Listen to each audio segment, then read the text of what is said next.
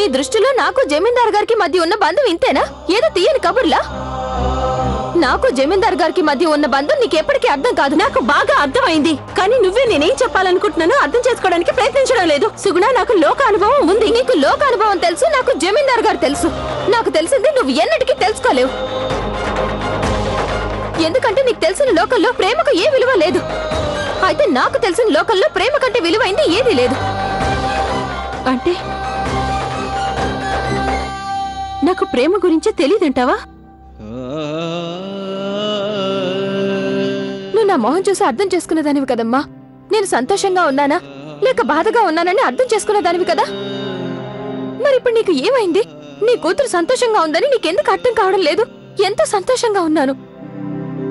నేను ఎలాంటి కలలు కనేదానో నీకు తెలుసమ్మా. నీ కళ్ళల్లో నా కలల్ని చూసుకునేదాన్ని. ఇప్పుడు ఆ కలలు నిజం కాబోతుంటే నువ్వే నీ చేతులారా ఎందుకు దాన్ని నాశనం చేస్తున్నావు? ఆ జమీందార్ గారే నా కలలు నెరవేరుస్తారని నువ్వెందుకు అర్థం చేసుకోవడం లేదు? ఆయన నన్ను ఎంత ప్రేమిస్తున్నారో నీకు కనిపించడం లేదా? నేను అర్థం చేసుకున్నాను. నేను ఆయన ప్రేమని అనుమానించడం లేదు, కానీ నేను కళ్ళారా చూసిన విషయాల్లోనే నా అనుమానమంతా. కానీ నాకు మీ కలల గురించి తెలుసు, అందుకే ఆ కలలు భగ్నమైపోతాయని నా భయం. ఆ త్రివిక్రమ్ జమీందార్ గారు నీ కలలు నెరవేర్చేవారే అయితే. అమ్మాయి కాపు, అమ్మాయి కాపు, అమ్మాయి కాపు.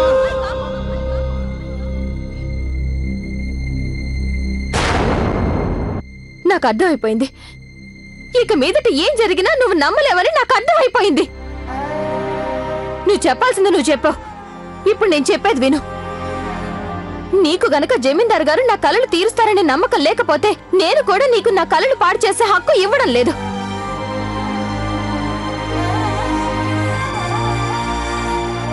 ఇక నేను నీతో ఎన్నటికీ మాట్లాడను.